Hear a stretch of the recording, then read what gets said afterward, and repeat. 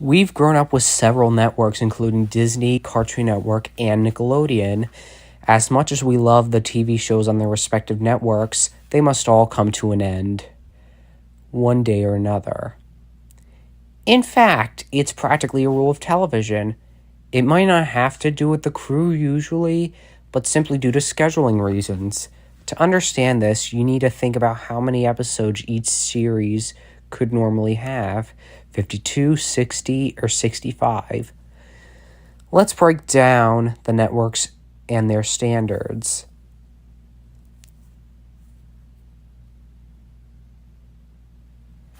Starting us off is the most notorious of the limits. Disney Channel often cut their shows off after the 65th episode. This angered fans because, as good as the shows were, they came to an untimely end when they wanted the shows to last very long. Forever, even. This was the case with Even Stevens, Lizzie McGuire, Ant Farm, Rescue Rangers, and 101 Dalmatians, just to name a few. The reason for the specific number is that there is a scheduling method that they have. They basically need to play one episode of a show per weekday. There are 52 weeks in a year, meaning 5 weekdays each. Therefore, if one episode of a show is played per weekday, then they would reach the final episode by the 13th week, which would be the end of the quarter. Basically, the show could be run 4 times per year. The first show with a fan base large enough to avoid this rule is Kim Possible, which garnered one more season with exceptionally good episodes. This brought the show's total to 87 episodes, making it the first exception to this rule. Others would follow: Phineas and Ferb, Raven's Home, Good Luck Charlie, and Fish Hooks.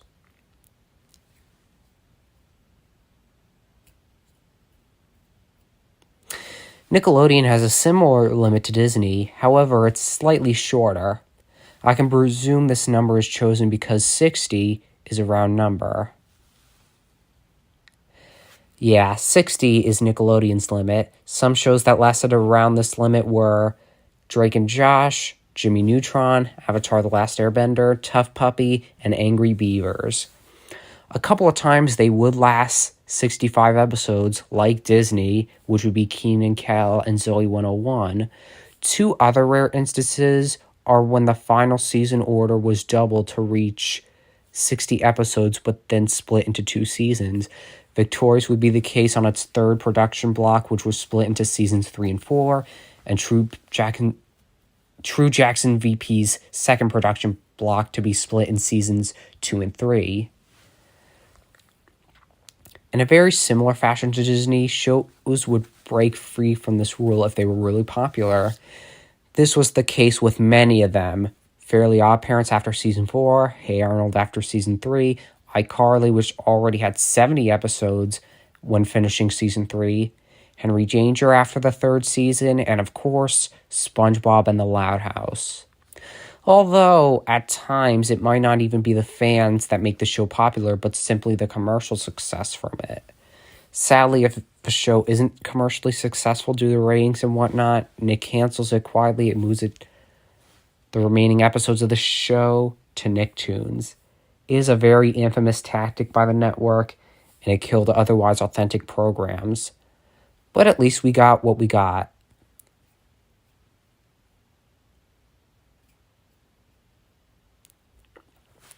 Now, with Cartoon Network, its weekly scheduling is almost very much like Disney. However, its limit is shortened down to 52. Given the aforementioned fact that a year has 52 weeks, it would be initially assumed that one episode would play per week, but in Cartoon Network's case, it would be twice per each weekend day to reach the quarter. So there could be a weekend for 52 and a weekday for 65 on the respective shows. Victims of the 52 episode limit include The Looney Tunes Show, Baby Looney Tunes, Courage the Cowardly Dog, Ben 10 Ultimate Alien, and Cow and Chicken. Occasionally, there would be one more season of 13 episodes to get to 65, which happened to be onto Johnny Bravo, The Batman, and Teen Titans. Overall, season orders are normally 13 or 26 to be even and consistent. However, Cartoon Network is at times more strict with the scheduling because it wants new material to diversify the station.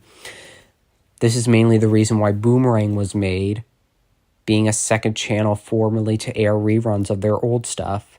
Sadly, Boomerang itself became tired of the very old stuff, and that was replaced by new cartoons, while the original stuff moved to streaming services.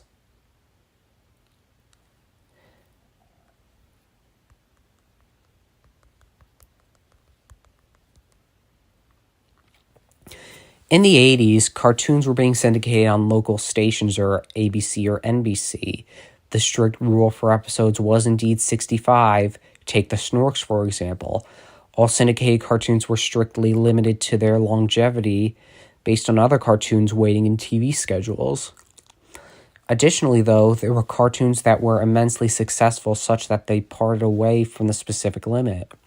For instance, Fox's Tiny Toons had a season of 65 episodes. Popularity grew so much that it got another season, 13 episodes, then a VHS movie, then one more season, 20 episodes, and 2 TV specials, which would feature cameos by the Animaniacs. Speaking of whom, their cartoon exceeded the limit when it was moved from Fox Kids to the WB with its growing fan base, which was allegedly all adults. It was a double-edged sword because the next few seasons were exceptionally short. Ultimately, the show totaled 99 episodes, just one more than Tiny Toons, and concluded with its own straight-to-video movie. Its Pinky and the Brain spin-off also hit the limit, by the way. Cartoons like those may be limited, but if a fandom grows large enough, then it can last until everyone is burnt out on it.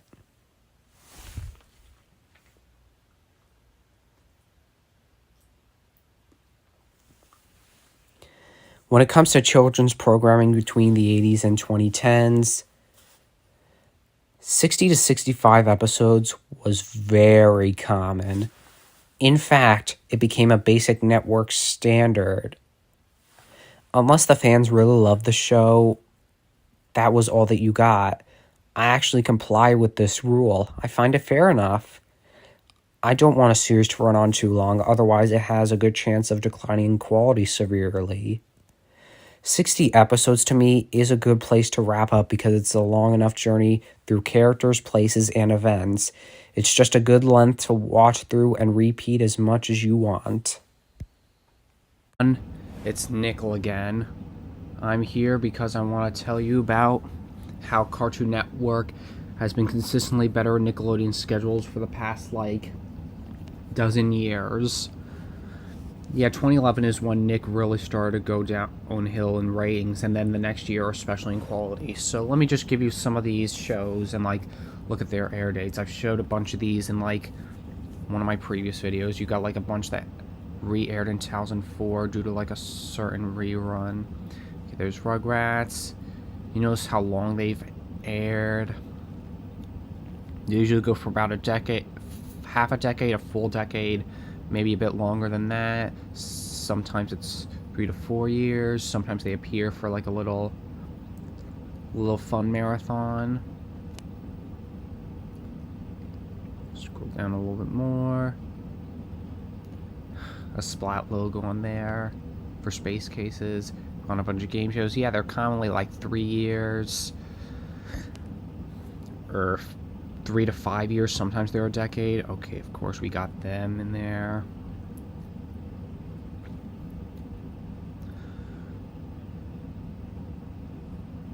Now, what really fascinates me is that some of these shows would just had random marathons at times, but sometimes they would just be used to fill airtime. It's Cartoon Network, meanwhile, they actively try to air these shows as much as possible. Like this one, Looney Tunes had lasted 25 years and then had occasional re-airings. This is all starting on October 1st, 92. Yeah, most of these stuff would run for well over half a decade and well over a full decade. They wanted to fill this airtime, and most of the time, stuff that ended around 99 were pushed right to Boomerang because they still wanted to syndicate the stuff.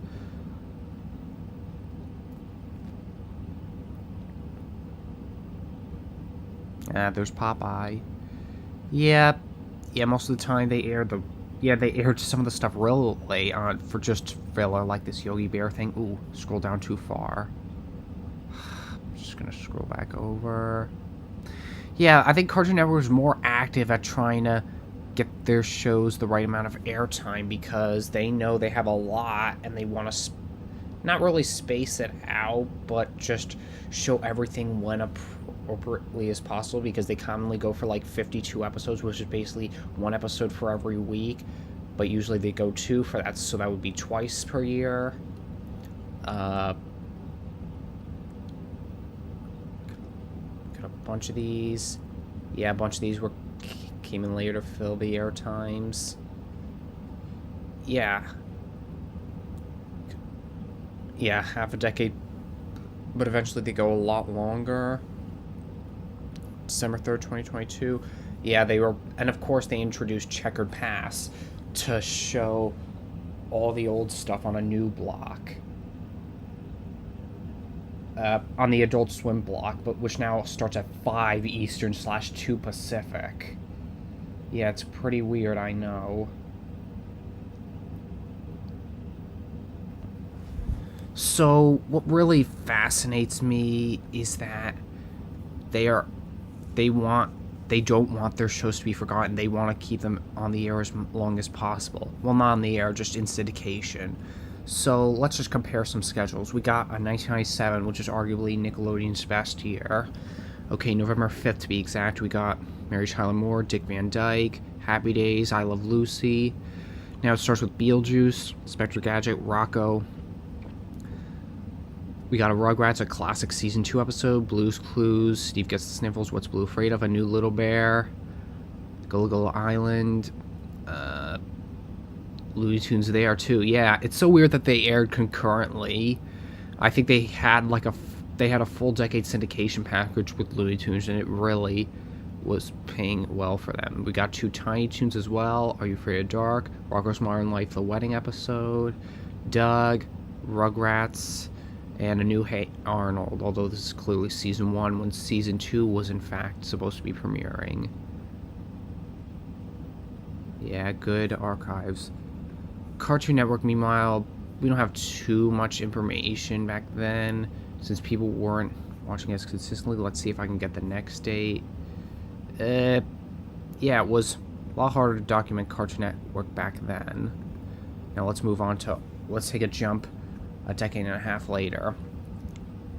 We got All Grown Up, Mighty B's last airing, a couple Fairly Odd Parents, we got 4 SpongeBob's, Marvin and Victorious. And it's a huge Fairly Odd Parents marathon with all these TV movies, as well as that second Christmas special, and they re-aired the third for Nick at Night as well. Yeah, they were really relying on marathons for Sundays and Saturdays, but more Sundays because they just really wanted to fill airtime since not a lot of people were watching TV those days. Looney Tunes, meanwhile, we got much more variation. Cartoon Network,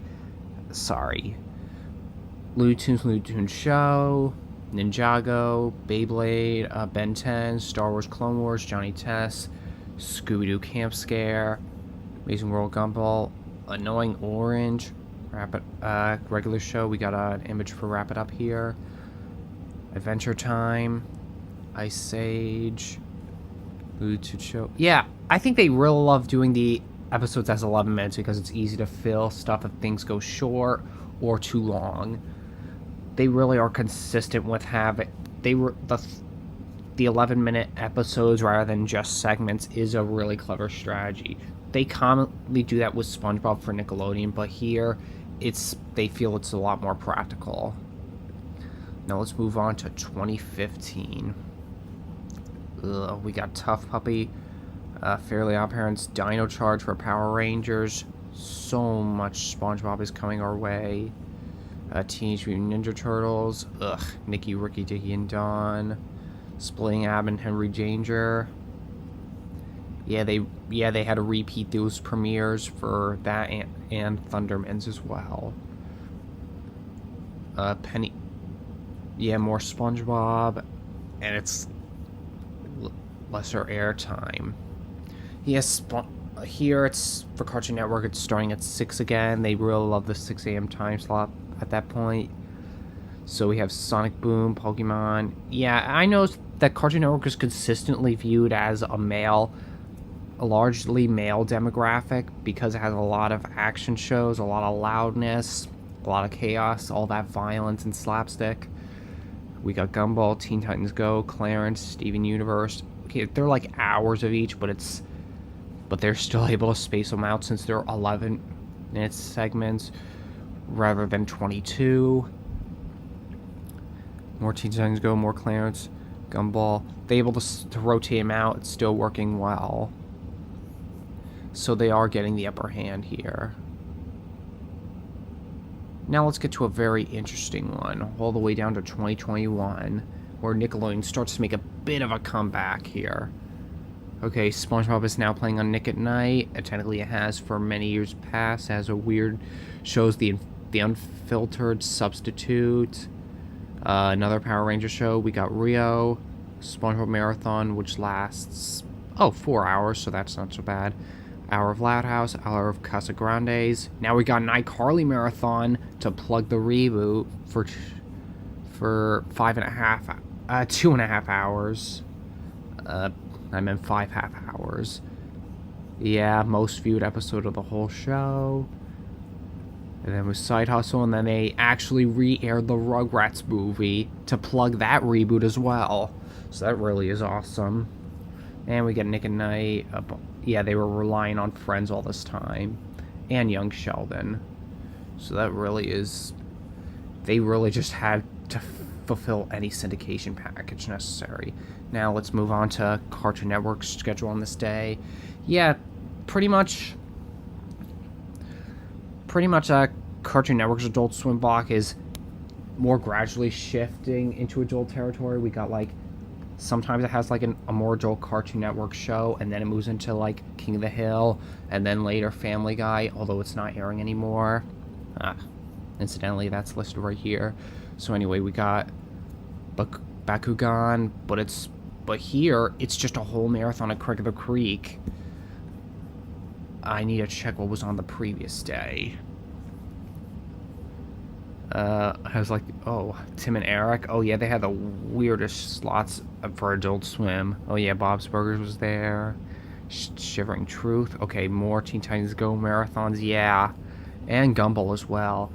Now, much later, they were relying on these weird marathons. It showed that they were really trying. Now they were trying to milk. But I'm going to be honest. Cartoon Network schedules have been consistently better in the past 12 years than Nickelodeon, not only because of variety, because they